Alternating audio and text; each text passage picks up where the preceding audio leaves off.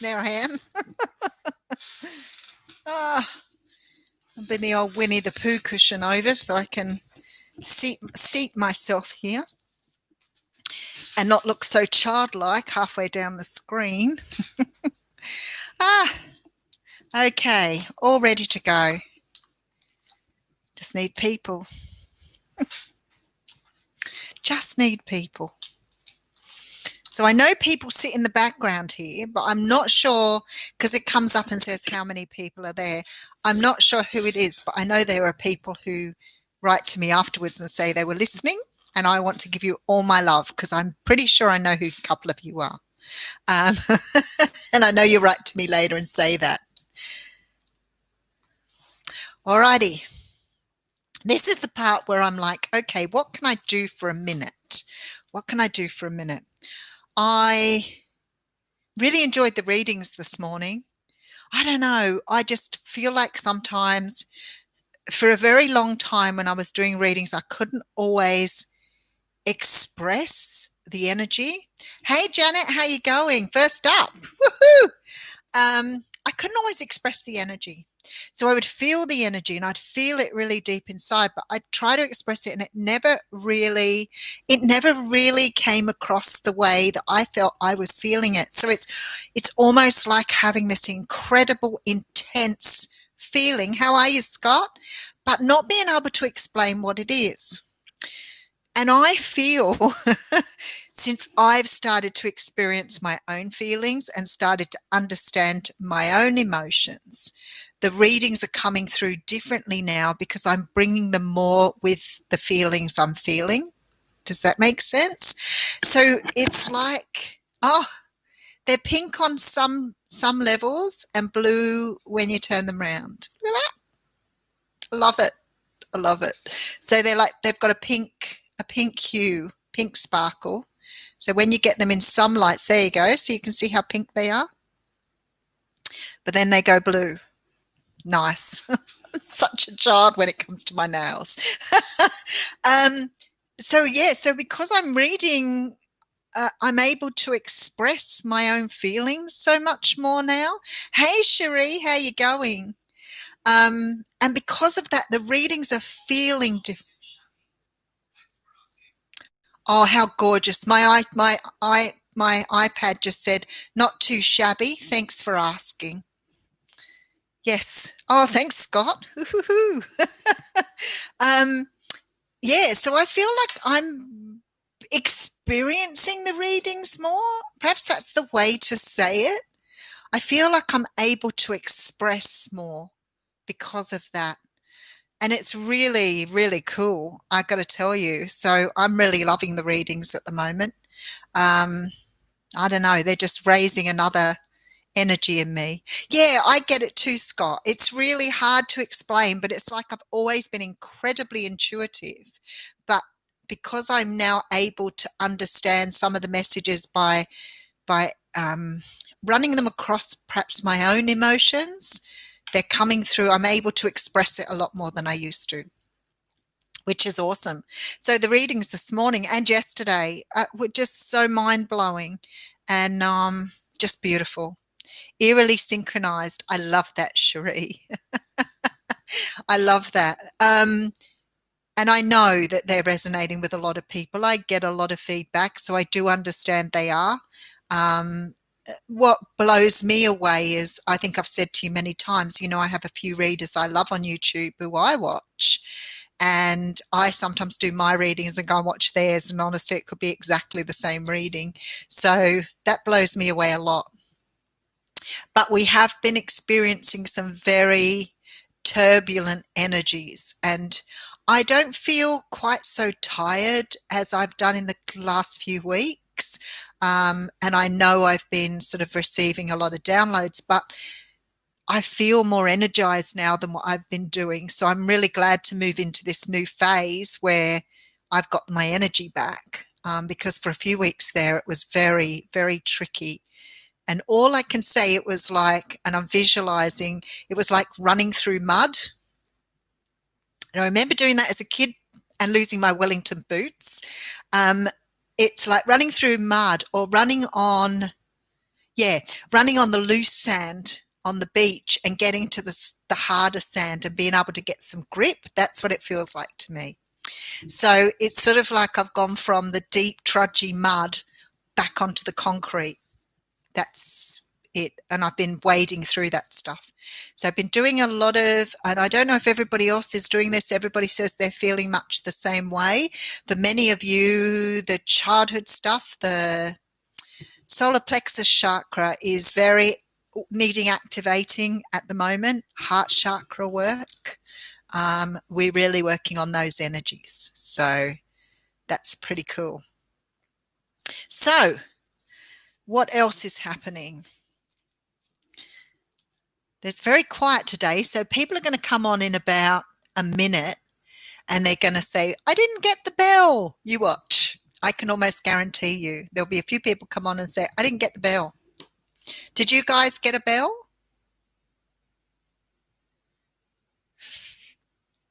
Somebody will answer. Yes, good, Scott. That's good. Yes, we've all been through this sort of trudgy time. No, you didn't get a bell. No, you just remember. Yeah, I wondered if people had got the bell. The energy's coming through at the moment. So after, and I can only relate to this from my own perspective, but I have a Scorpio rising or a Scorpio ascendant, and I have a Scorpio North Node, which never really I've never really understood so much. I knew what South Node, North Node was about, but I never really understood the energies. And when I would be moving towards my North Node in my lifetime. So, and my North Node's in Scorpio. So obviously there are things about Scorpio that I have to morph towards to understand my own energies. And I feel this is why these energies of feelings are coming up for me so much.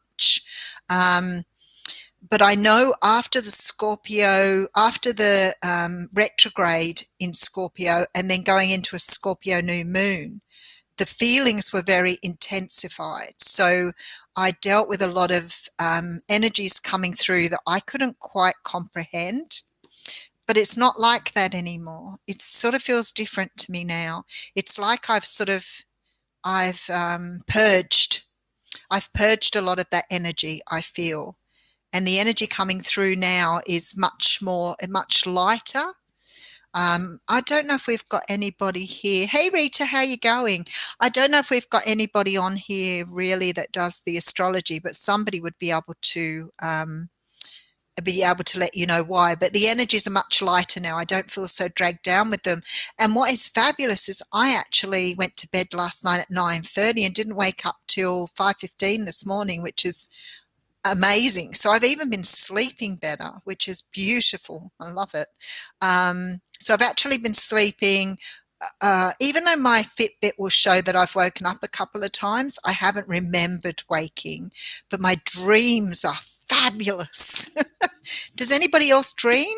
Because I know a lot of people tell me they don't dream, which I think is a little bit sort of, a little bit hard to imagine what that would be like. Hello, there we are. Because I dream big, vivid dreams. And they're very colourful, very bright, and very well developed. So you do too, Scott. So you're one of, yeah, see, some people don't remember dreaming. I do. I've dreamed very vividly since I was young, but I go through phases where I don't dream quite, or I can't remember my dreams. I'm pretty sure we all dream. It's just you can't remember them. Hey, Sue, how you going? Oh, what happened there? Okay. Oh, I know what that is. I did a reading before and taped it, and I've got to send that off to someone. No bell, same with the energies, sleeping better too, things seem to be settling a little. Yes, right there with you, Sue. It's a weird feeling, isn't it, after going through those heavy energies for a few weeks where I felt like I was going to dealing with the erratic moods, I would say, which I've never really had to work with. They were a little bit all over the place. And then you find that you're crying for absolutely no good reason.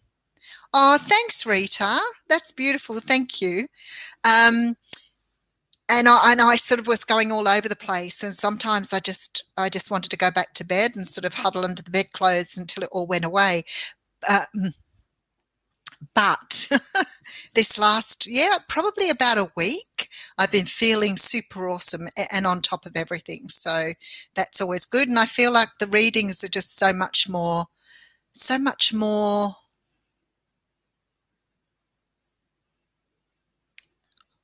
I want to say that they're deeper, but I think the readings I do are very deep anyway. I do think I have an incredible connection to my source. But these ones are just so much, the readings that are coming through at the moment seem to be really hitting home with everybody, which is really beautiful. And I'm so grateful that I have this opportunity to share with you. Yeah, see, I think the same. Was the year, this is one, because I always think, I like to challenge people's ways of thinking.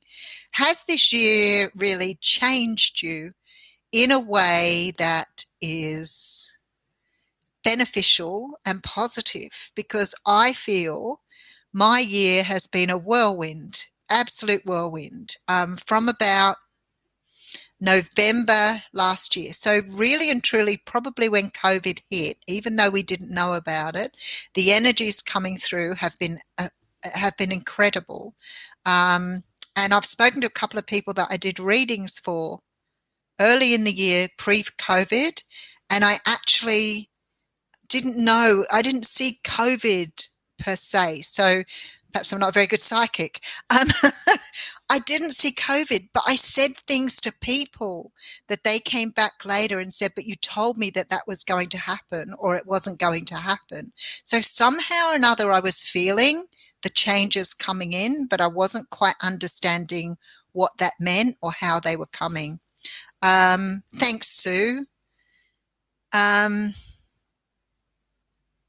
That's really good, Scott. That's really good because we've had the time and energy to put into ourselves. I can say, a lot of us had, perhaps not the most pleasant early years, and we've had to really work to understand how that's affected us as adults. And because I've worked with so many people with the coaching program, I have learned that there are so many people out there that have experienced somewhat similar circumstances, if not the same.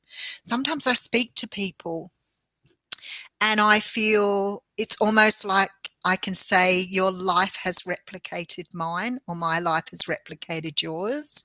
And it doesn't seem to have much of a bearing on people's age or their backgrounds. And I was listening to the beautiful Richard Grannon this morning on some of the stuff around borderline personality disorder. And his thinking changes too, as mine does over time. It's almost like it's on an evolution. It's changing all the time, the way we see things. But I realized so much lately about how people are developing so incredibly on a spiritual level by understanding their own experiences, and not in a negative way, like really just understanding what happened and being able to release and let go of any sort of pain or whatever from their past that really doesn't serve them anymore, but understanding how to let that go, because some of us don't understand how to let it go, and it becomes like almost like I always say, like something holding you back, like having something in your britches pulling you back. And it holds us back because we don't understand it, not for any other reason.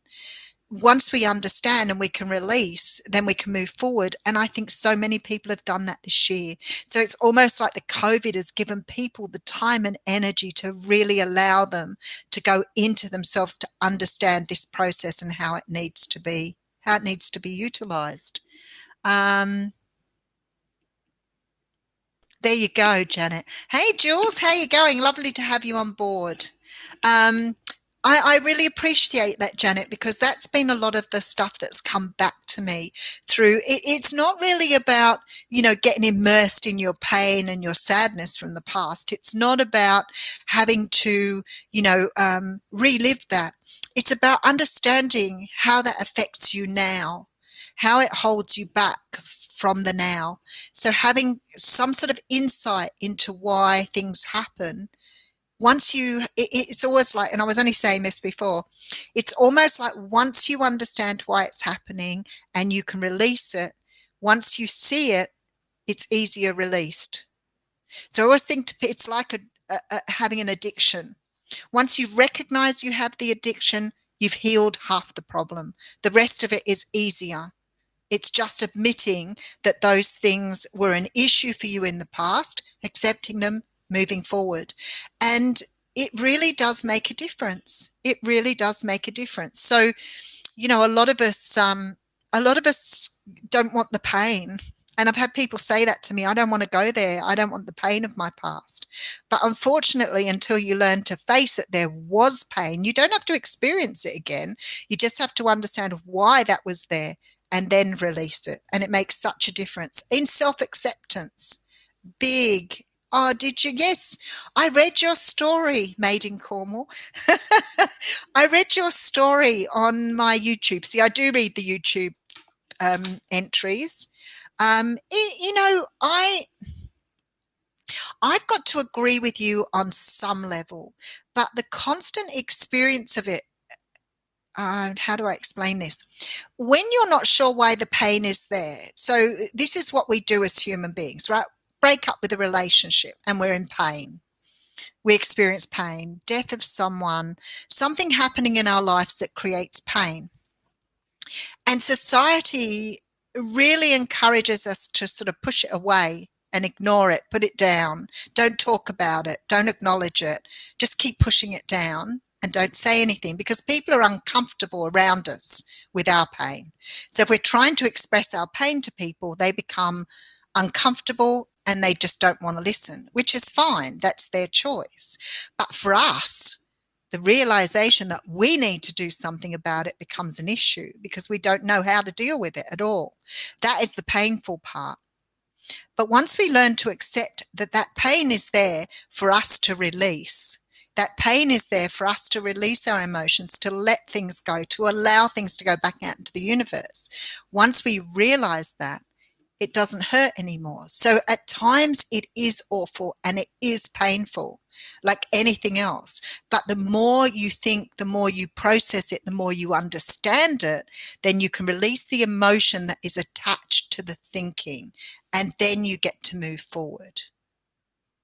But a lot of us have trouble detaching from the emotion.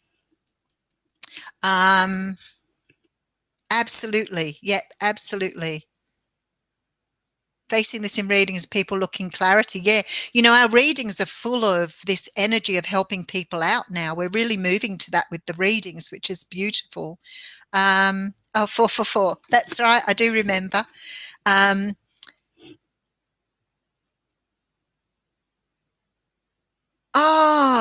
That's beautiful. Thank you. When people say I've helped them, I think, oh my goodness, the only reason I'm able to help you is because I've gone through the experiences. I'm no different to you. I'm no different to you. You're all my family. I understand what people are going through because I have faced those demons myself.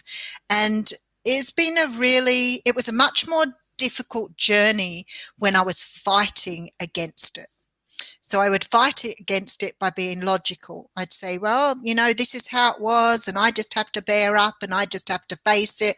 I have to live with it, and that's the way it is. And I would just do the logical stuff. But I never learned to experience that emotion, those feelings you get with it. Once I sat with those feelings, once I learned to process what I should have done, 40 odd years ago, more than that, 50 years ago. Once I understood how to process those emotions that I'd tucked away then, that made a whole lot of difference to me. I'm just thinking about how many of us, and Richard Grannon was talking about it too, and he was just beautiful. He was so succinct. There's a lot of us that feel through that not being loved energy that we have a hole inside of us that we can't feel. And for some of us, we use, drugs and alcohol. Others of you may have a buying problem. You may have a computer problem. You may have something in your life that you substitute that hole in your gut with. And that is lack of love. And it's funny because when you lose something or lose someone, you always feel like you have a hole in the middle of you when you lose something that you love. And he was talking about that on a clip this morning, and I did share it on my Facebook page, so watch it. It's very long, but you can take what you need. And he was talking about it, and I thought so many people try to fill that hole with so many things, with control, with, outside influences. I mean, he was referring to things like porn as well, like things that we think will fill our world, will fill that void, when in fact we have the capacity to fill the void for ourselves. But it's understanding how we need to fill that, how we need to put that back. But once you've got to the point where you've done the healing, you don't have that hole in you anymore. And every now and again it creeps back, but you know what? You fill it with your own love. You fill it with what you have. And that is where the secret lies, self-love. All right. Oh, beautiful. Thank you so much. Oh, you'll make me cry, Jules. Don't do it. Don't do it. My emotions are really close to the surface nowadays. I'm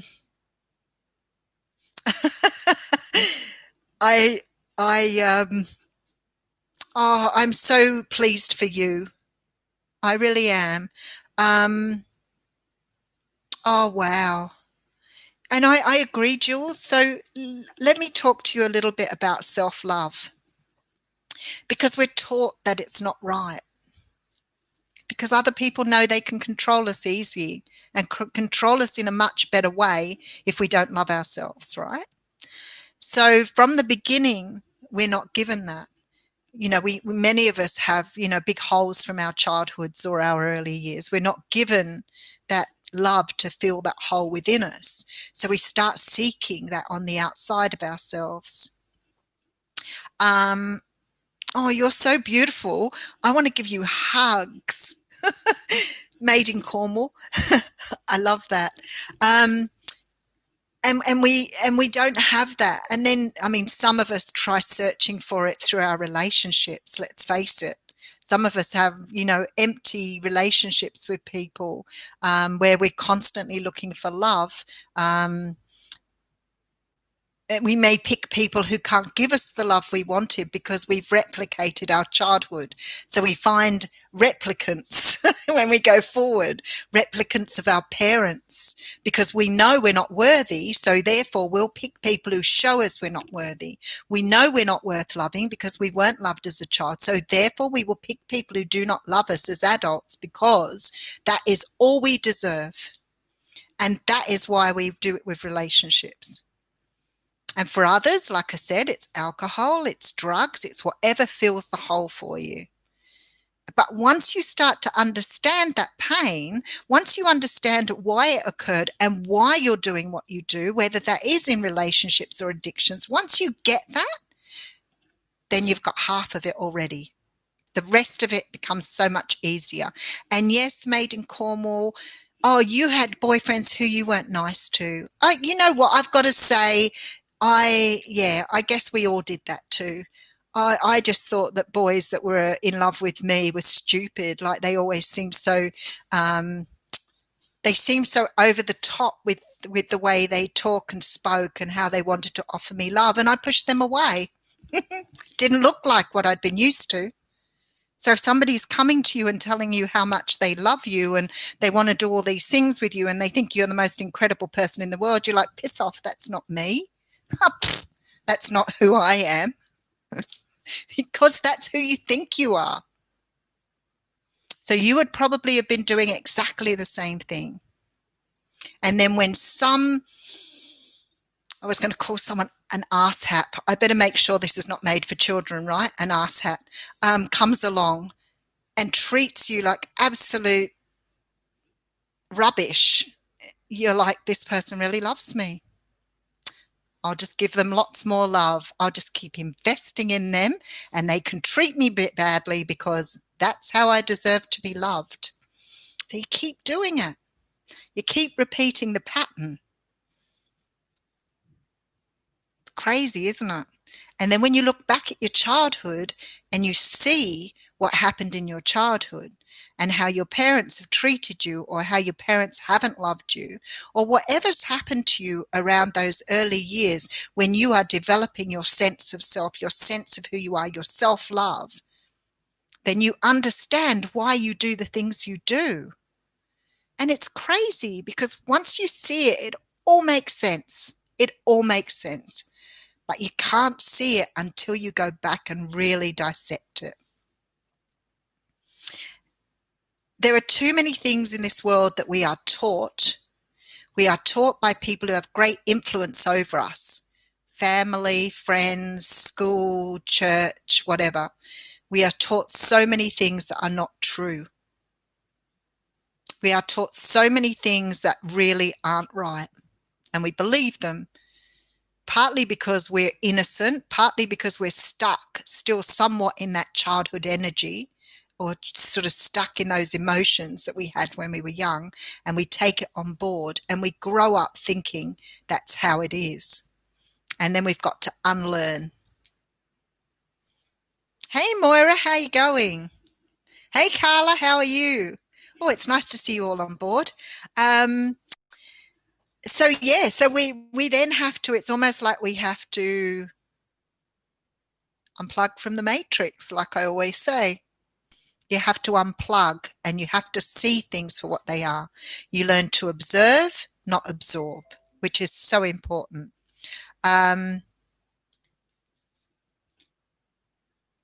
then you can start to understand what you need to give yourself to fill your own cup. Some of us are still working on stuff too. It's not like I've got it down pat. You are seeing someone here that's, mildly deficient in some ways. I'm still working on stuff, still understanding how the stuff has affected me. Oh, hello, beautiful Hayley. How are you? Yes, a work in progress. Exactly, Moira. We're a work in progress. I hope I get it down soon. It would be nice to sort of have my life somewhat in order. But I always think, the more I travel, the more I enjoy what I'm doing, the more I can do better. I can do better. Does it mean I'm where I need to be? Well, probably not quite there yet, but I think I'm a lot closer than I was some years ago. And I certainly enjoy my life more. And I enjoy everything around me a lot more. Hey, Lisa, how you going? Oh, thank you. God, you guys are so good to me. See, this is exactly what I'm talking about. Okay. Now I tell you something really incredible. I'm going to share something with you here because I have always been quite an introvert. I've never really been a great fan of crowds or being around a lot of other people. And I guess I understood after a while that's about my energy. And because some people have said to me, I have such a strong energy when they meet me in person that you can't see on the screen. And I have people say that to me. I think other people obviously feel that too. So I've had a lot of people who've been what we see as emotional vampires along the way, whether they be friends, family, romantic relationships, it doesn't matter here. And what I started to do was I started to really withdraw. And at the beginning, this is what COVID has taught me. So this is what I've learned this year. And I started to pull away, and I loved working from home. And you know what? It became a real, almost a chore to go out. I really wasn't sure whether I wanted to go. And then when we've been in lockdown for a little while, and I think I said to you people, I felt like I was in an episode of The Walking Dead every time I went out of the house. And then I started to miss people just a little bit. And I wanted to be around people a bit more. I felt like I was missing out on that. But in my learnings in the last few months, I've started to realize something very, very different about myself. And I want to share this with you because I am feeling quite emotional talking about it. I feel like I kept myself away from everybody. I kept myself away from people because I couldn't deal with the energies that were happening to me. So I feel like I've kept myself hidden because I didn't want to get hurt anymore. I didn't want the pain. I didn't want people taking advantage of me. I didn't want people to use me or abuse me in whatever way because of that energy that I have within me, that empathic energy, I guess we would call it. And I started realizing that maybe I've been doing this for a very long time, because when I look back to my childhood and I look back to my school days and my high school days, I really liked to be around people. I really liked people. And I really liked having fun with people and doing things with people. But along the way, I've set up this self-preservation, protective energy that says I don't want to be around people because I don't want to get hurt anymore. But now I don't feel like that. Let me just read a few of these. I seem less stressed.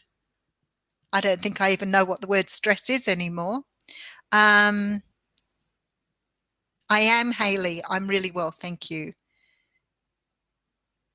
Yes, getting into your groove. I get that really, totally. Yes, we all did it. Oh, beautiful. Yes, I do Reiki, but I do all sorts of self-protection. It was just a different level, but I'll go into that a little bit more. Yes. Okay, I don't get exhausted anymore. I have the power now to protect myself, whether that's for whatever reason. The power I always had given away to others now sits with me. Beautiful. Yes. See, I'm a Scorpio rising, Scorpio on the ascendant, Scorpio North Node, and this is what's changing me. So what I want to say to you is I am now realizing that perhaps I wasn't quite the introvert I thought I was. And I've always been a huge introvert. I felt like I needed to stay away from people to recharge my batteries. I felt like I couldn't be around people because I found them exhausting. I would just go out somewhere, where there was a lot of people, and I would come back looking like a total wreck. But now I get it. I get why I was doing it. And now I won't do that anymore, because I won't be giving my power away unnecessarily. And I certainly won't be letting everybody else plug into my power while I'm out in the world, because I have it all to myself now. I've brought back all of that energy I was giving to other people. I've brought it all back into me, because that is where the love belongs, within me, not on the outside feeding everybody else. That's a really deep thing, because we love to give our love away, right? But actually we need it for ourselves. And when we have enough and our cup is full, then we can give it to others. But don't allow others to take it from you. Yes. Beautiful. Yes, you're getting close. I couldn't remember when you stopped being funny. You probably are still incredibly funny, but you just, like me, you just thought you were a different person. Gemini. Oh, Moira, that's beautiful. Thank you. Oh, okay. Yeah. Okay, that's it. Yeah, teamwork, you do. That's exactly right. It's like you have this understanding that you've been protecting yourself from the very thing that you wanted to do, because you become fearful of what that means. So I just kept thinking, if I kept myself away from people, if I didn't go near people, I wouldn't have to be so exhausted anymore. I'm realizing so many things. It's so crazy. I laugh too, Jules. I laugh. I have fun. I can cry now. I feel very comfortable with these emotions now that I'm feeling. Absolutely. But the one thing I'm not scared of anymore is allowing myself to be me, allowing myself to get out, allowing myself to do things. And it used to be such a drudge. I'd think, oh golly, I have to go to work, and I'm going to be exhausted when I come home in the afternoon, and then I won't want to do anything. And then by 6 o'clock, 7 o'clock, I'd be dragging my feet around the house because I'd be so exhausted. All I'd done was give my energy to everybody else all day. They didn't have to even ask for it. I was like, here, have this, have this, have this. And now I realize I don't do that anymore. I don't need to. There you go. So you're realizing who you are. It's like Made in Cornwall, that you are understanding who you were. You've lost your sight of yourself from way back there. But I don't know. I think for me, mine may go back to my birth time, but I have a feeling that I've had a lot of karmic energy I've had to undo in this lifetime as well. So there may have been stuff that's sort of come through with me. I've had some strange insights lately where I've realized some of that stuff. There you go. That's absolutely beautiful. Absolutely beautiful. I'm so happy for you. It seems funny keep calling you Made in Cornwall, though. You must have a real name. I think I've been clearing a lot of past life karma too. I realized that getting back into the dating scene again, because I finally thought, right, I'm feeling great now. I can get out and date. I can have fun with people. I feel really good, and I feel comfortable now about not allowing people to take something from me that belongs to me. Hey, Chandra, how you going? Yes. And I decided to get out there again.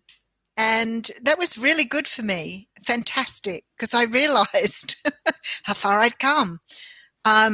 Because when you've done all this work and then you start getting back out into the dating scene, you still attract the people that you were doing before. And I thought, that's really odd. I feel really different about myself. I can see it, but I can understand how you can still get back into the same patterns. The only thing is now, it's almost like it comes with the big red flag now, rather than just the little tiny red flags that you tend to ignore. Now the person comes with a big red flag. It's like, no, I'm not going there. Not going there. I don't want to do that anymore. I want to have someone who is emotionally available, who has done the work on themselves like me, or is a little bit more in tune with where I am. You have no idea, Moira, how different it is. It's just incredible. But the thing is, it doesn't frighten me now, where I feel like I need to hide away from it. It's almost like I'm excited to find it now, because I feel so comfortable with it all. I want to get out there and do new things and try new things. I'm actually really, really excited about life now, which I don't think I was before. Yes. I'm agreeing with all of you. I'm agreeing with all of you because you're all on the same journey and you're identifying with what I'm saying. And I know there's a beautiful person who won't speak here, and she knows I've seen it in her too. I've seen other people growing and blossoming before my eyes. How cool is that? I get to watch other people go through this process. It's the most divine thing I could have ever imagined. It's incredible. So I'm watching people here going through. There you go. Hayley, that's absolutely stunning. It's like seeing colour for the first time. That's so perfect. And yeah, the feminine energy, seeing the divine. And these are all the things that I see in other people now. And I think it's sort of sad in a way if you look at the fact that some of us have taken a long time to get to this point. But I watch beautiful people who are so much younger than me already getting it. And that for me is fantastic, because we're changing. We're changing earlier. We're understanding. We're evolving. We're becoming so much younger than we used to. Some of us are remembering what we were like before.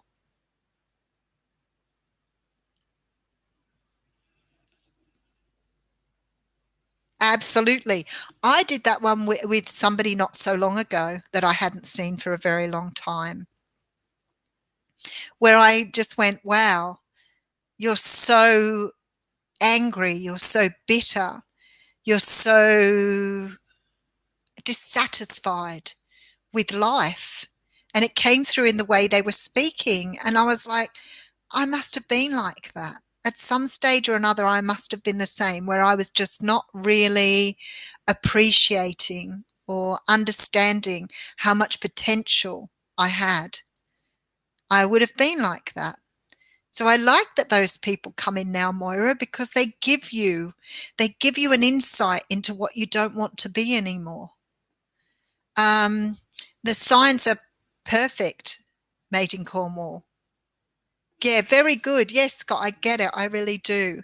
And it is tough that we weren't able to understand this a long time ago, but I feel like this is why we're here. I feel like this is like the age of Aquarius, where we're sort of getting on our, getting on our hippie hats. Because all of a sudden everything just looks so different, and Hayley's coined it. It's like now everything feels like it's in color, and if you look back at your life, it was like you were watching a black and white movie. I agree. You guys, you're so poetic here. I'm sitting here listening to you thinking you are so pumping me up. It's so true. It's so true. Yeah, age of Aquarius, that's what it feels like, doesn't it? I want to sing. I just think that we are realizing, and we may be a small group in the whole scheme of things. We may be, like only a little tiny collective here, the Aussie Goddess Collective. But I'm seeing that grow, and I'm seeing the differences in people around me, and I see very clearly now, like I've always said, the split in community between the people who are evolving, understanding, moving forward, and the people who are stuck in the what about me thing. And I see that. I see that so clearly now, that people are understanding how to commit to community, how to understand that we are part of all the same energy. And we're all growing together. We may be at little bit different stages here, but we are all growing together. There you go. 21st, we were undeniably in the age of Aquarius, December the 21st. There you go. Isn't that cool? The split is really evident. I'm seeing it all the time in the community. It blows me away. People who still want to tromp all over you to get to the bread first before you do, or the people that are cut into the traffic right in front of you because they couldn't care less about who was there. Like, I'm seeing that more and more. My daughter argues that it was there all the time. I wasn't seeing it, but now I see it so undeniably true. People who are stuck. They're stuck. I don't know whether to feel sad for them or whether to feel, perhaps being in that state of, denial energy. Is that a good place to be? Doesn't compare to where I feel like I am at all. I certainly don't want to go back to those times when I felt sorry for myself. No, and I agree with you. Made in Cornwall. I do agree with you. I think that, like I always say to people, yes, it's difficult doing this. Yes, it's a little bit of a difficult journey ploughing through some of the energies, but you'll never go back, because once you realize where you came from, nobody wants to go back to that hole in the stomach again. Nobody wants to go back to those horrible feelings. We all want to be in this beautiful energy of being able to really see who we are. I agree, Scott. There is some sadness there for people. I do feel that. I think it's seeing people stuck where they were is not a really nice thing. But people have got to want to see the difference. They've got to want to embrace themselves. They've got to want to be themselves in the world. They've got to want more for themselves. But some people are more inclined to having more material things. Actually, I was I was listening to something on YouTube the other day where this guy had said he got rid of all his materials. This guy that was very wealthy had got rid of all his material stuff, including his Lamborghini, because he was starting to realize that it wasn't about the material. He was starting to understand this journey. And then I listened to other people who are changing as I'm watching them, people who are changing to this more spiritual perspective. And I feel that we're not seeing that this is going right the way through the population to the people that we don't always have access to. So we're seeing it in some of the actors, we're seeing it in musicians, we're seeing it in people who've got positions of power. Interesting. I agree with you. I agree with you. We're all on our same timelines and journeys. There you go. So they've got to learn how to have their own compassion and empathy rather than feeding off the people that already have understood that. That is what I'm talking about with the empathy. And I remember reading the Celestine Prophecy years ago. God, it's got to be 20, 30 years ago now when that book came out. And it talked about emotional vampirism in that book. And I remember feeling how strongly that resonated with me even right back then, really understanding how people can't produce their own spirituality, their own love, their own self-respect. They can't produce it themselves. They don't know how to. So I feel you're quite correct in that we are healing others by doing this. We are healing others by being on this journey. But it's beautiful to hear you all sit there and talk about it because it's just such great confirmation for me. And that's what I love about this work. And what I say to you all the time, yes, I'm bringing the readings through to you. Yes, I do what I do. But you don't have any idea on how you change my existence in the process. So you're all raising me up as well. That's pretty cool. Yeah, there you go. That's so true, Scott. Little PP syndrome. I agree with you, Jules. I do. And I think some people will never move from where they are. They are happy being where they are.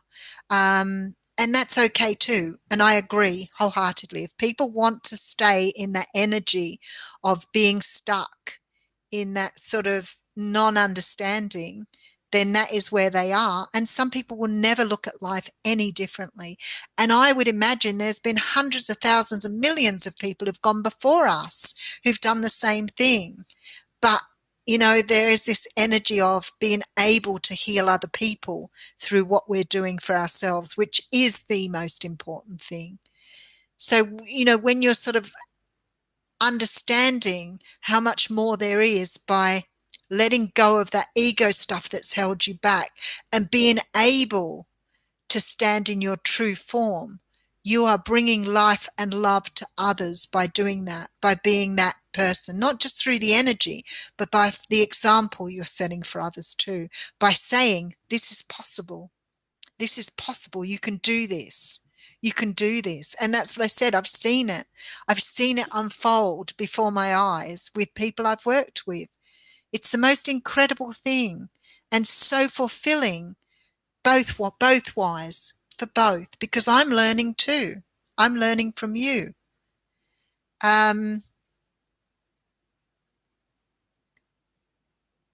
It's very good. You're so insightful, Made in Cornwall.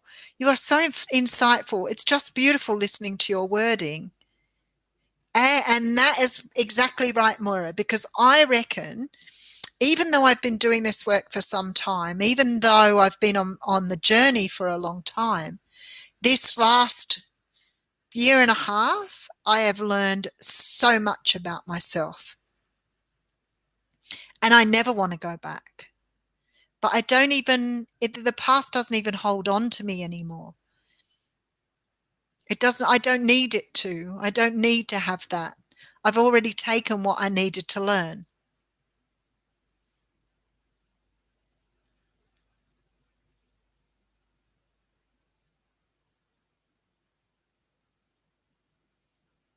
I don't know. I can't answer that, Scott. I don't know why people choose to stay where they are.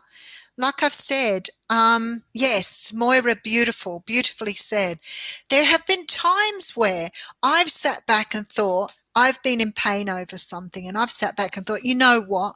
I just want to go back. I just want to go back. It was easier when I didn't have to think about all this. It was easier when I didn't have to, constantly question myself in the universe, constantly go through this stuff, constantly live in my past, constantly question why I've been through what I had, constantly sit in that victim mentality, that poor me, I've had this, these things happen. Why do these things happen to me? And I used to think it was easier to go back to that than to be where I am now. But you can't go back. You can't go back, because once you've opened up your eyes and you start seeing the world for as it truly is, you realize there's no going back anymore. It's done. That stuff's done and dusted. It's no use to you anymore. And who wants to go back anyway? And Moira just said that. We all have a long way to go, Moira. Don't ever think, that's what I said, don't ever think that we don't want to still, I've had people say it to me. You don't need to work on yourself anymore. You're great. Well, great for who? Because I don't think I'm great. I think I'm nearly there. I think I'm nearly great, but I'm not too great, because I think always I can become greater than I am. The fear of doing the work. So afraid. I was petrified. The fear of doing the work. Yes, I think that's what it is. The fear of doing the work. And I am sharing. I'm sharing everything I find, everything I see, everything I hear, everything Spirit tells me, I share with you. Everything. I don't want to keep it for myself. I don't want to keep it all for myself. I want to share it. I have enough love in here now, and I want to share what I have with everybody else. That is my pleasure. Absolutely. There you go. Definitely. I love the sharing. Oh, beautifully put, Jules. Beautifully put. That's exactly right. People don't want to face their shadows. They don't want to face their own demons. It's scary. It isn't the nice thing to do, to look at the things you don't like about yourself and ask yourself why. Like, going with the whole thing around. Let's talk about, that's a good one. No confidence, lack of self-esteem. And you bluff your way through your life thinking, I just don't feel confident. You have to really push yourself to do things. Who wants to work on that? That's hard stuff, understanding where that came from. Understanding where it came from and then processing it and then redoing it and having to work through that to understand why you're like that. What makes you that person? And you've got to work through it to find it. But think of what it's going to be like once you've got to the point where you no longer fear that. And then you can be full of self-esteem and you can be extremely confident. And then you go out into the world a very different person. And what happens? You start attracting things to you. I've seen it in action. I have seen it. People making miracles for themselves. I have seen it in action. I have seen people bring people in. I have seen people produce things, jobs, money, self-esteem, confidence. I have seen people in 6 weeks change their life. No word of a lie. I've seen it. And I don't really do very much. All I do is validate people. I work with them for them to understand that it's possible. If you can believe it's possible, you can do it. Absolutely. And that's why I've been so lucky. And that's why I say I'm learning on this journey too. I get to see it all. Hey, Queen of Water, how are you going? I get to see it all in action. I realize the devil comes disguised as everything you think you wish for. Oh, you're going through a major shift too. Yeah, that's what we were talking about a little bit earlier. Yeah. Everything you feel you lack. Yeah, but see, you don't realize that, do you? Because you're taught as a child to be humble, not to ask for things. It was really crazy. You know, one of my favorite things when I was a child, which I still don't understand, was my parents used to say to me, if you ask, you don't get. That's what they used to say. So, you know, my parents would sit and eat chocolate in front of us and never offer us any. And I'd say, can I have some chocolate? And they'd say, if you ask, you can't get. So what happens? I didn't ask for anything. And the want not. We got called want nots because we wanted things. You don't want things, you want nots. So you don't want for anything. So you grow up thinking you can't ask for things, and you grow up thinking you can't have what you want. Well, fuck that. Big time. Because you can. You can have both. But you've got to recognize, is it what you want, and ask for it, and it changes. But if you're taught that as a child, then you grow up thinking that you can't have those things. Absolutely. There you go. You can have it. You can have it. You have my permission. If you believe that you can, you can. If you believe you can't, you can't. Isn't that how it goes? There you go. It's on the shelf looking at us. It's so true. It's so true. Your mum was critical. Yeah, some of us have those. Oh, thanks, spirit animal. Thank you. I know who you are. Thank you. Yeah, so I mean, if you're told those things as a child, you grow up with that mentality. If you're told, you know, that you're too, sensitive, then you shove away your sensitivity and you don't really understand it. If you're told that you're selfish, you don't look after yourself. So if you grow up with those views of yourself, they're very hard to shift. And I've watched people shift them. I had a woman who said, my husband never does anything. He never helps me. I always find that I'm doing everything by myself. And it's hard. I've got children. I've got a job. I find it really hard. My husband will never help. Well, if you think your husband will never help, probably that's your problem. So I said to her, have you asked him? And she looked at me and she said, no. And I said to him, so you're thinking of leaving him because he doesn't help you. Maybe you should go and tell him what you need from him. Maybe you should tell him what you need. And she did. And now he does everything around the house with her. And she's so happy because it was pushing her to the edge of her marriage where she thought she couldn't go on anymore. And now she has a husband that does all the things that she needs him to do. At first, she had to ask him because he didn't know what he needed to do. So he was sort of like, well, what do you need me to do? And she was frustrated then because she was like, can't you see it like I can see it? I'm like, well, people don't work that way. You have to go back to the drawing board a little bit and actually tell them what you need. I would like you to wash up every day. I would like you to cook dinner 3 times a week. I would like you to run the vacuum cleaner over the house every now and again. Because people can't work that out for themselves sometimes. And if you don't do those things, then I can't be with you anymore. Because I'm seriously considering that you don't care about me enough to do those things for me and to help me out. This is a partnership we're in. We need each other here. Got everything. It was beautiful. Okay. As simple as that.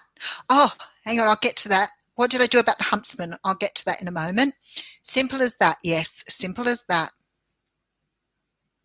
Wax overly emotional. Oh, no, I got you're too sensitive. Stop being so sensitive. Shouldn't have adult things. You weren't allowed because kids shouldn't have adult things. Really? Your mum is still overly critical. Yeah, but now you know how that doesn't work anymore. It's really cool. Just observe, not absorb. Yeah, I think we've all got the too sensitive thing.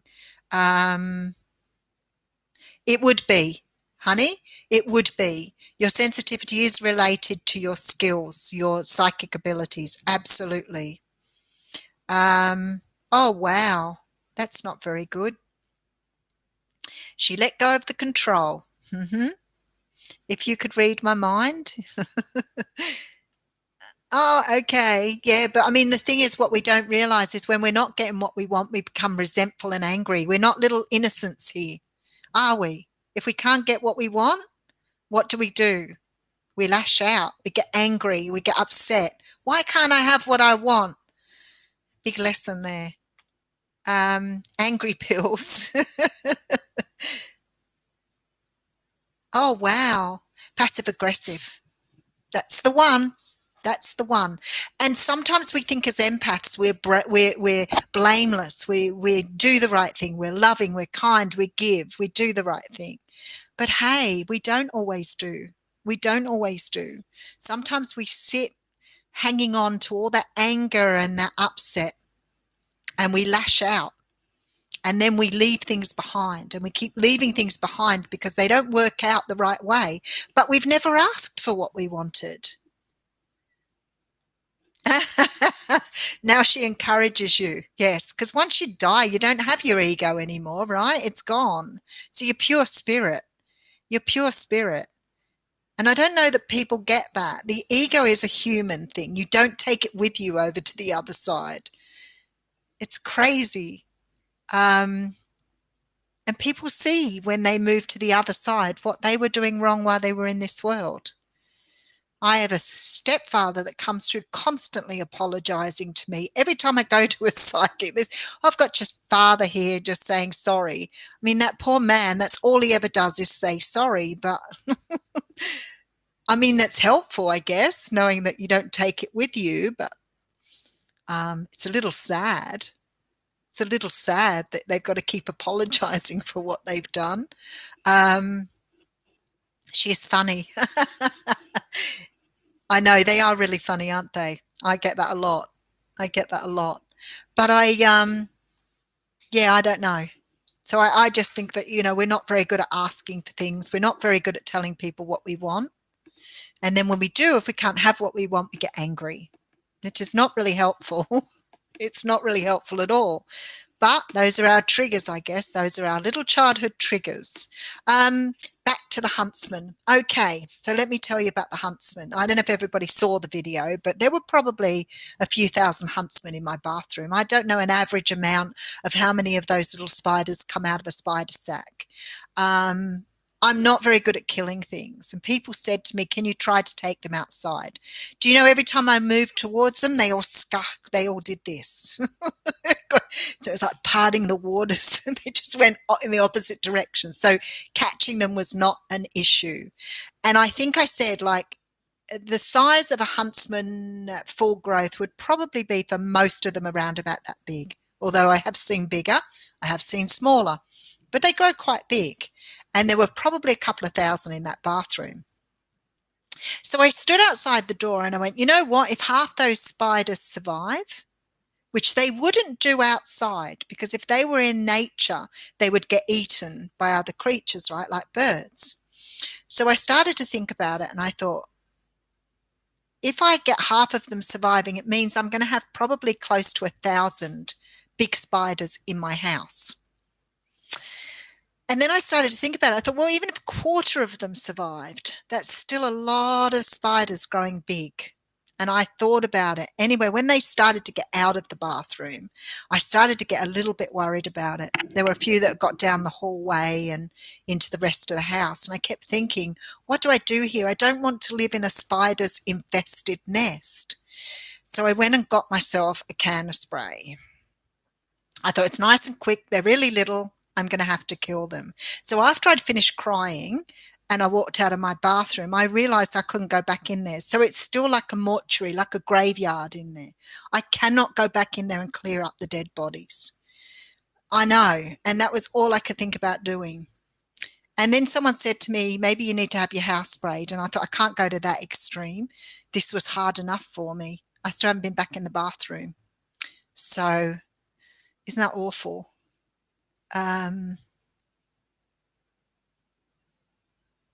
How do they make it up from you on the other side? You've got to remember, when people go to the other side, they go back to pure spirit. They're just back to the energy that created them in the first place, the soul, the energy. The human side is not with them anymore, and they don't have to make it up. They've left the human side dead in this world. It's done. Their lessons were learned, the lessons they taught other people, all gone, all done. That's part of the transformation. We've done what we needed to do. We can leave that behind now, and we can go back to pure spirit form, which is part of the one light, one energy. So they just return to the energy. But we still feel them, or we still talk to them. We still see them in spiritual form, but they sort of come across still as they were in human form, because we recognize that. But if you imagine, they're just pure white light, and that's where they go. They just return to the source energy. Okay. It's really sad, because you can't sort of think about them mistreating you when they were alive, because they are your lessons to learn too. And even though they're difficult for us to learn, at the end of the day, that we have to forgive. That's how we learn to forgive. That's how we learn to let that go. The forgiveness, because that is all that's holding us back.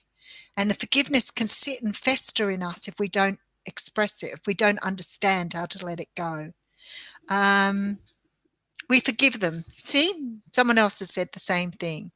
1,000 spiders, time to get a cat. Somebody did suggest I grab a couple of birds and put them in the bathroom. Catch all the spiders and take them to your ex's house. Nah, I wouldn't waste spiders on some of those people, I'm sure. Yeah, I can't handle it. I swear to God, I feel the animal suffering. Yeah, I'm not very good at any sort of suffering. Believe me, even when it's been people that I felt I've had enough anger at, I still couldn't hurt anybody. I can only want for them the best for what they want for themselves. I don't feel hatred for people. It's just not part of who I am at all. So fruit flies getting into your glass of water. Why? What is wrong with a fruit fly? You probably eat lots of fruit flies in your time, Moira.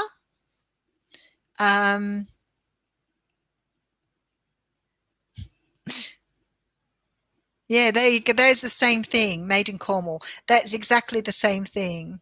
So does that mean they get away with how they mistreated us here on Earth? I don't know that you're looking at it quite the right way there. We probably need to have a more intense conversation on that. I don't know. That's why you've got to forgive. You don't forgive for them. You forgive for yourself. You've got to let go of the energy that creates the pain within you.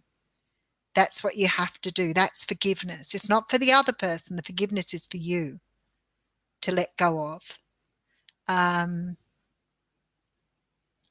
Well, I don't know. If you want to come from the religious view of people going to hell, I guess you can imagine them going to hell and hellfire, if that's what you want to believe. I mean, that might help you sort of have some feeling like that you're getting some sort of retribution. But it's much more important for you to understand that it's about you letting go and forgiving. Yes, there you go. They don't get away with it.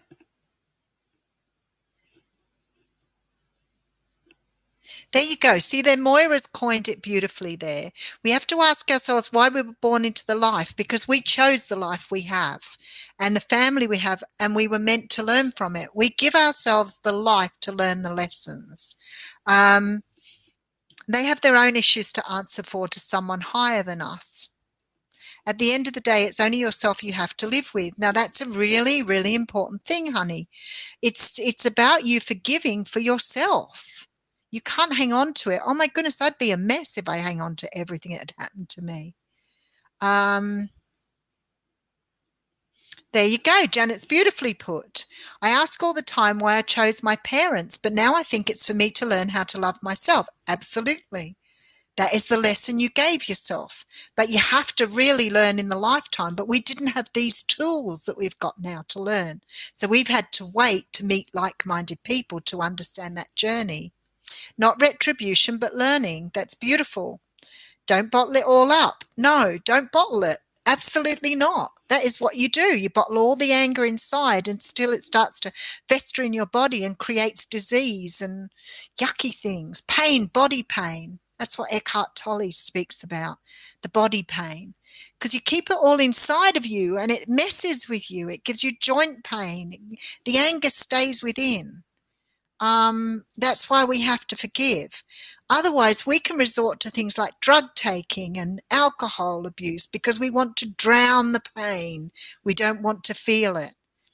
So if we learn that the pain is there to teach us, then we can understand how to release and forgive so that we can move on. And we no longer need to cover it up. We know it's there. We release it. We forgive it. It just becomes a memory, nothing more. Yeah, there you go. Fibromyalgia and then arthritis, which a lot of people do. I'm pretty sure arthritis is, I think arthritis is anger, if I remember rightly. Let's try. So it doesn't mean that you might not need medical help. I always say to people, you still might need medical help for these things, but you might want to understand how you've created this pain in your body. Let's look up arthritis. 126.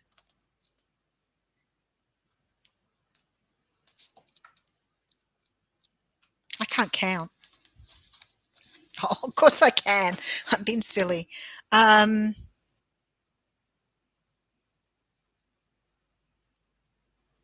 on to anger and resentment from the past. Carrying guilt, remorse and shame. Difficulty forgiving yourself and others. There you go. So there you go, right there in that hole that you just left for me.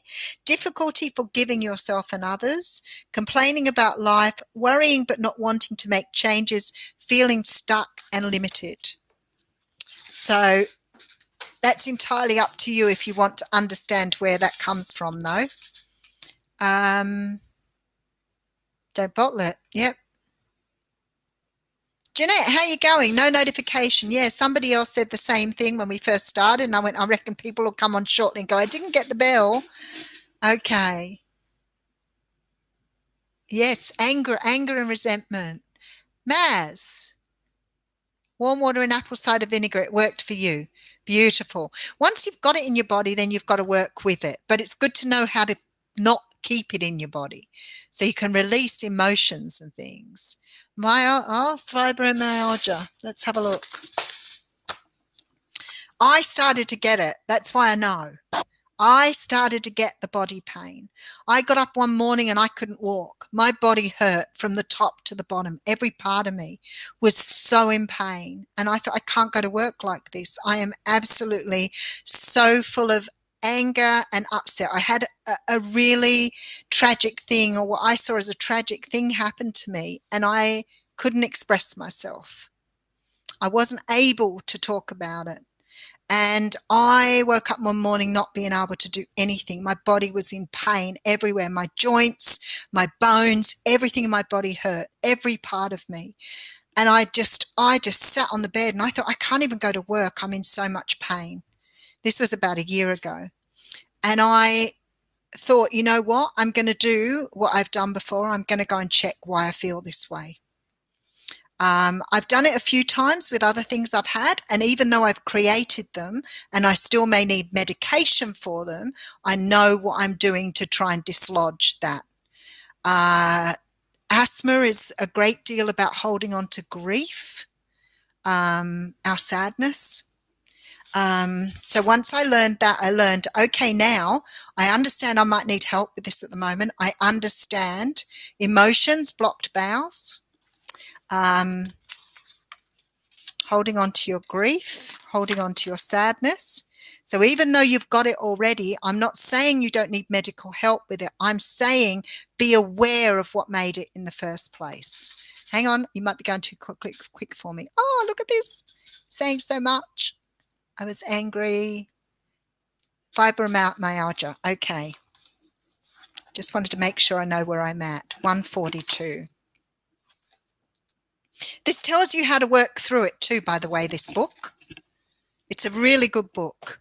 Okay, let's just have a look. What was the book title? I'm going to give it all to you in a moment, honey. Yep, that's it. No medical practitioner. That's what happened to me. I went to the doctors and said, I can't walk. I'm in so much pain. My whole body hurts. Nothing. You're in fabulous shape. Everything about you. Look at these. Look at your results. And I was like, where is it coming from then? Kavitha, how you going? I miss my Jaguar jacket. That's really cute. Okay, let me just make sure. Unhealthy work situation. So you were able to tie that in, Moira. Very good. Okay. What's in the book? I'm going to show you in a moment. Fibro is nothing now. I had spine MRI scans, visits. Yeah. Okay. No, I tried all that because I thought I had arthritis. So I got stuck into cider vinegar, and then someone told me not to drink cider vinegar. It rots all your teeth. And I was like, well, how are you supposed to do this? Dump the emotional baggage. Yes, it would do, Jules. I get that totally. Okay, let's see what it says here. This tells you how to work with it too. Feeling unwanted, fibromyalgia, knocked down by life's challenges, overstressed, lacking the strength to get up and keep going, too much to do and not enough time and energy to do it. Life feels like a fight. Feeling stuck, resistant to growth, movement and exploration, overflowing with sadness, regret, guilt and worry, feeling depressed, suppressed and on guard. So when I got it, okay, so back to this book. It's a book by Inna Segal, and it's The Secret Language of Your Body. Now, Louise Hayes did this years ago. Louise did it years ago. This is just somebody who's come in and said, okay, you can get this. This is not the first person. Dr. Joe Dispenza was the same. He was told he would never walk again. This woman had problems that they said she would never cure. She had life-threatening things wrong with her, and she learned to heal her own body. So, for example, once you know, releasing fear, release depression, release criticism, processes to help with unhealthy emotions. So what you do is you work out what you've got wrong, and then you have a look at how to fix it. And then she walks you through the things you need to do a few times a day to clear it from your body. So I did try all of the medical stuff as well. I tried because there was nothing wrong with me. But I did try all the things that people told me. I did, particularly because my feet hurt so much, so I could barely walk. But then when I started to realize what was creating the problem, and I got into that book, I actually got that book. I had an energy healing from someone who told me that. And so I started doing what it said in the book. I started working on those energies. I had a really bad shoulder from carrying the weight of it all as well. Yes, Jules. Yeah, okay. Yeah, your spine's a big one for that. Absolutely. Yeah, absolutely. It's interesting, isn't it? So I just did what they said. Like I started to work with the energy. I did all the exercises. I started to understand how to let go of my grief and my pain. I worked really, really hard because I knew it was from a particular event. So I knew how to release from that particular event. But what happened was once I started to release that, of course, all the other stuff came up behind it. So it was like the straw that broke the camel's back. So, hey, Chris, how you going? I am enough. I can't show you my phone. I have affirmations that I go through every day, and I have all of those written on the board behind, which you can actually see when you look through the gap. So I stand there every day, and my I am enough is a big one for me. So, Yes, there you go, Louise L. Hay.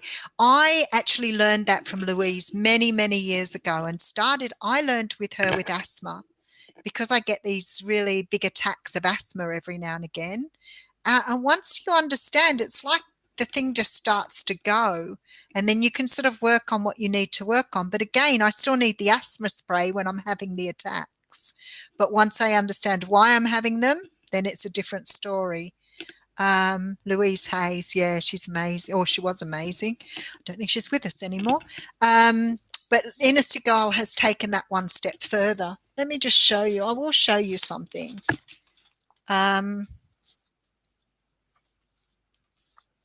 She talks about using colours to heal too.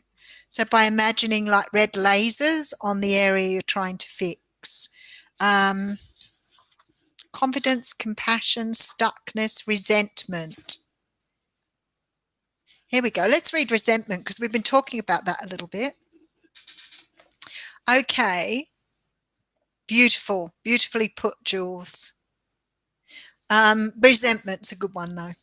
It says here, resentment is deep hurt that suppressed and unexpressed becomes anger.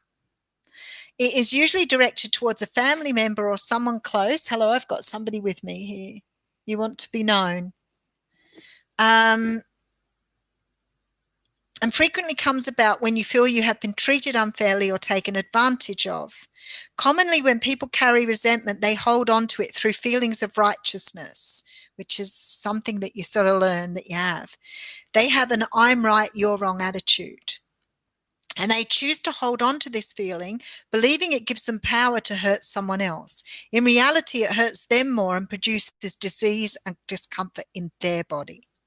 Long-term resentment can rear a host of negative emotions such as bitterness, hurt, fear, anger, and revenge. It creates misunderstanding and distrust. If you are unable to trust, then you can never relax because consciously or subconsciously you are always on guard. Physically, it can lead to tumors, syphilis, osteoporosis, lupus, back pain, and more.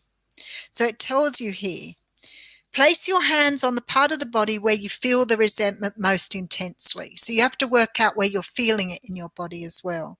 Breathe into the area for a few moments and allow emotion to rise to the surface with no resistance. So it's like that heal to feel. I think that was Hayley who said that, feel to heal.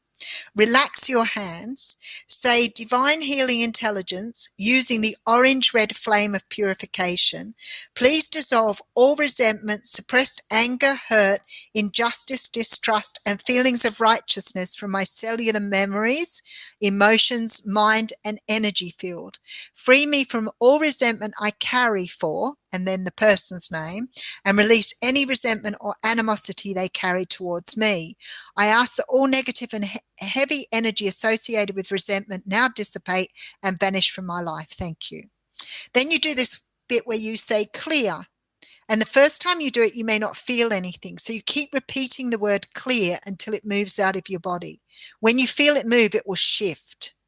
And then it says, observe the orange-red flame moving through your body, mind, emotions, and energy field, and watch it dissolve all negative thoughts, words, feelings, memories, and images associated with those things.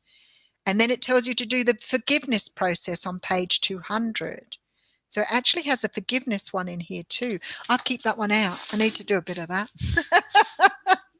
The I am enough I have on my board. I am enough. Bad feet, freezing feet, calves, and the energy healer told you not being able to move forward.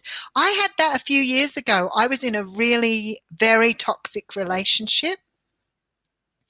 And I had really bad foot pain, right? So I had what was seen when I went to the doctors, because again, logical brain here.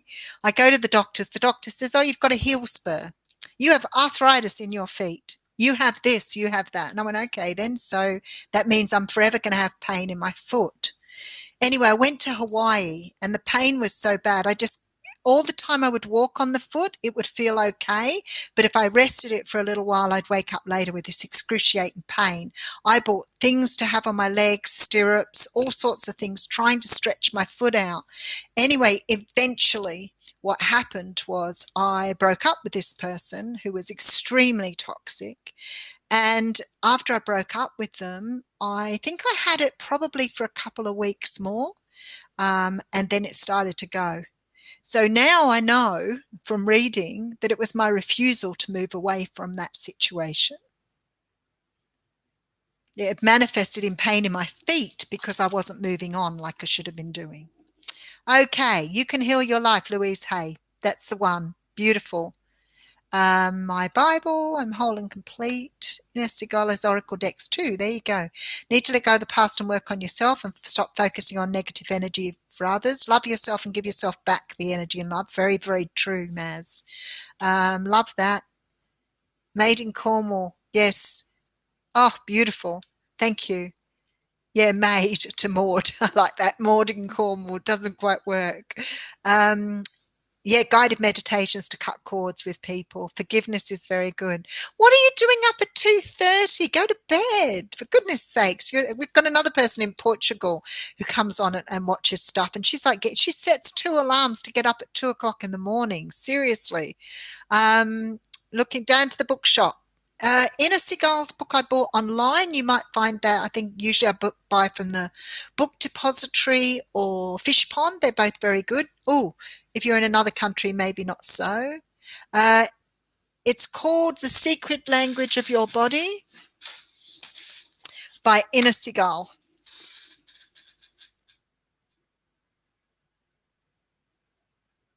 So I'll leave you with that. I'm going to keep the one out on forgiveness, though, because there's some of that I still need to do.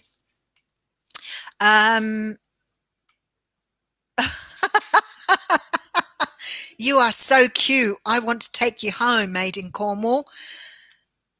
Kyanite crystal to cut cords. Thanks, Moira. Moira's our crystal expert here. Kyanite. I don't think I have any kyanite, actually, which is quite interesting. Amazon would be a good place to check, as would eBay. Thank you. Thank you. You're welcome. On audio on YouTube. Yes, Made in Cornwall. Very good. If you're looking for Inna Seagal, you might find it on YouTube.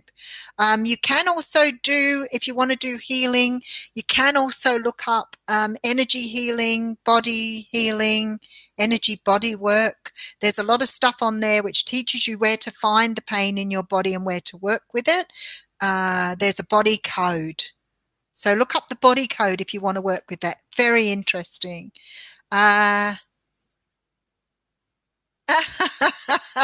Maz, I hope you're not in a toxic relationship.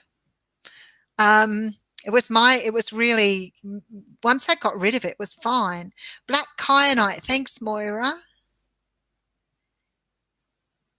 Yeah, it's raining. It was raining here last night. My garden got wet. It's been the first time it's really got wet for a long time. I've been struggling to keep the plants alive. All right, well, I better go. I just realized I've been on for an hour and a half today. Thank you so much for joining me. Oh, that's beautiful. Thanks, Maz. My Kiwi solstice. Very lovely. I'll come on next week. We'll do Super Chat next week. So we're going to do Super Chat every other week. So I will be doing Super Chat. For those who are with me that you don't know how that works, you can ask a question. You're very welcome, honey. Much love to you, Maz. Down the bottom, there's a, thanks, Carla, to you too. Down the bottom, there's a $sign. Have you got it down the bottom of your screen? What you can do. Oh, thanks, Hayley. My pleasure. I love you all. Thank you so much. Thanks, Jeanette. Thanks, Jules, for joining us. Thank you, Maz. That was beautiful. Thanks, Janet. What a lovely chat we've had today. Yeah, so we'll come on. We'll do Super Chats next time around. All right. I love you all. Look, take care, and I will see you next week. Mwah.